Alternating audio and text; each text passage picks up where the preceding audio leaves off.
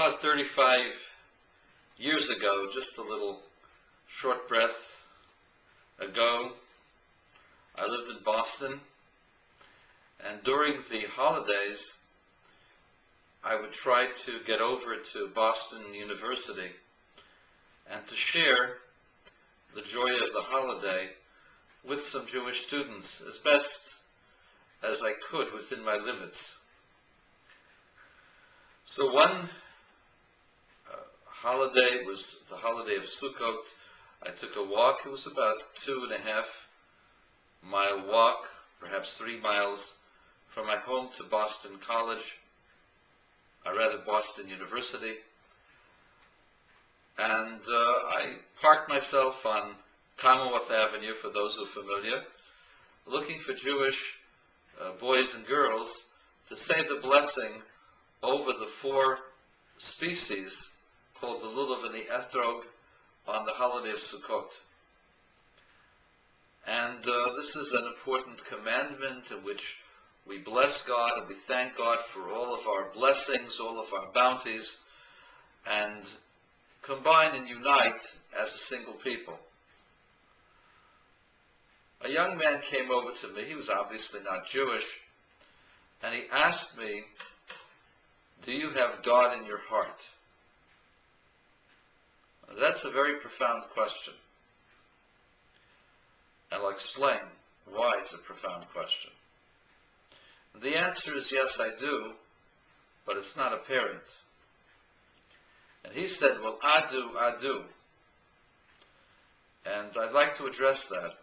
Many people think that they have God in their heart because God makes them feel good, or they feel good with God.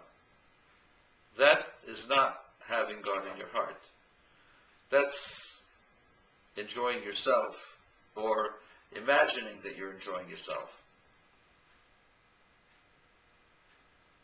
God in your heart means that you're so in love with the idea of the Creator that this motivates you at every moment, and that you're completely, with a passion, driven in order to get closer and closer to God. For you see,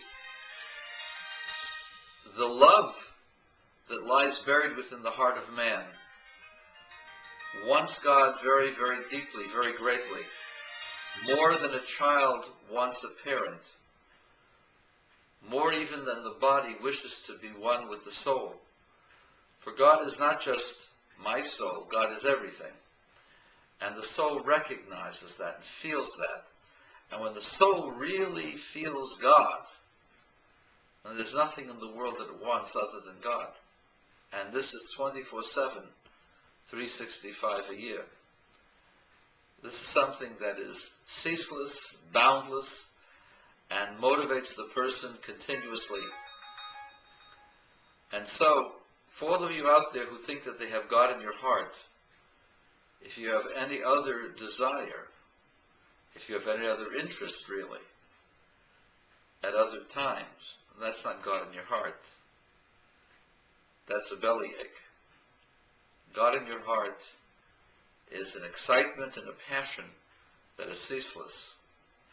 And it only comes from the revelation of your soul.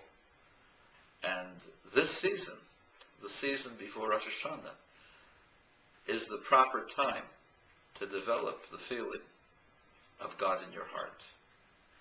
You and I, together.